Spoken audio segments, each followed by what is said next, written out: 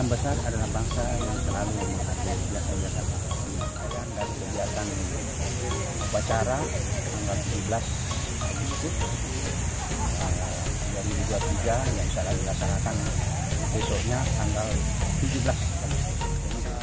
Bapak Dan Ramil, Muhammad Yamin, yang kedua para stafnya dan seluruh jajaran yang mendukung kami untuk mengadakan pembersihan di Taman Pahlawan. Pertama karena minta bantuan untuk pembersihan di Taman Pahlawan ini. Apalagi ini menjelang sudah masuk bulan Agustus ini menjelang hari kemerdekaan RI.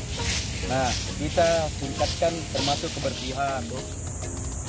Kami dari pembina pramuka dari SMA Muhammad Adat turut datang kemari ke Taman Makam Pahlawan, turut berpartisipasi dalam rangka membersihkan Taman Makam Pahlawan. Hadir setiap tahun sebelum tanggal 17 untuk hadir membersihkan Taman Makam Pahlawan supaya mereka tahu bahwa inilah para pahlawan yang sudah mempertahankan negara kita. Kontribusi untuk membersihkan Taman Makam Pahlawan ini dan melihat kondisi Taman Makam Pahlawan.